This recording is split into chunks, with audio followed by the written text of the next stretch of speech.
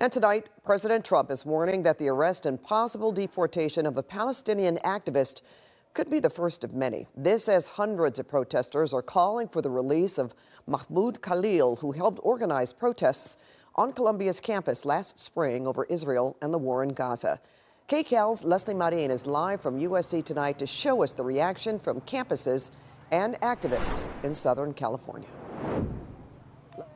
Yeah, and Pat, you know, we covered protests not only here at USC, but also over at UCLA. Now, here at USC, since those protests, we've noticed one change here on campus. In order to get onto campus, well, students still have to show their IDs here at the entrances.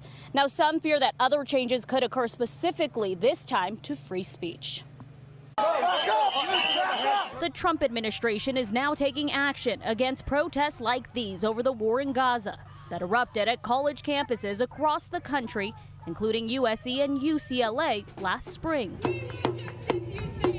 On Monday, hundreds gathered in New York after graduate student Mahmoud Khalil was arrested by federal immigration agents at his apartment while with his pregnant wife. We want to be visible. Khalil is a Palestinian activist who was the face of the pro-Palestinian movement on Columbia's campus last April and helped organize the student encampment. So I need you all to organize, to bring your friends, to let them know that we are unafraid. A spokesperson with the Department of Homeland Security released a statement on Khalil's arrest, reading in part, in support of President Trump's executive orders prohibiting anti-Semitism and in coordination with the Department of State, U.S. Immigration and Customs Enforcement arrested Mahmoud Khalil.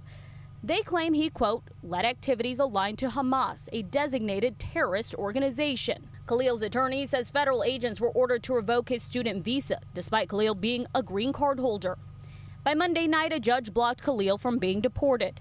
His attorney said in a statement, "We will vigorously be pursuing Mahmoud's rights in court and will continue our efforts to right this terrible and inexcusable and calculated wrong committed against him." These people are speaking up for Palestinian human rights and human dignity. They're terrorist supporters. That's all false. It's, again, a fear tactic. It's a way to smear individuals who are simply speaking up or being critical of the Israeli government. Amar Shabaik is the legal director with the LA Council of American Islamic Relations. He's worked with many students who organize encampments and protested against the war on SoCal campuses. It's creating a lot of uncertainty and a lot of chaos and a lot of fear. Shabaik believes what happened to Khalil was unlawful. We are now seeing an administration target people who are here lawfully simply based on the fact that they are expressing an opinion that the administration does not agree with. This all comes as UCLA Monday announced a new initiative to combat anti-Semitism on campus. The Department of Justice announced last week it was investigating the UC system for anti-Semitic discrimination. One college student questioned what impact this could have on future protests. Freedom of speech is under assault, it feels like everywhere in this country right now, which is tragic.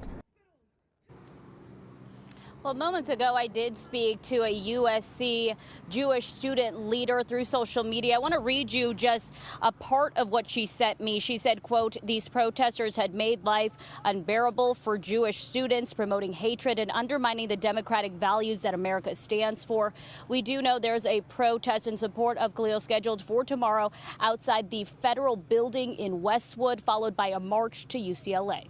Reporting live, Leslie Marin, KCAL News. All right. Thanks so much, Leslie.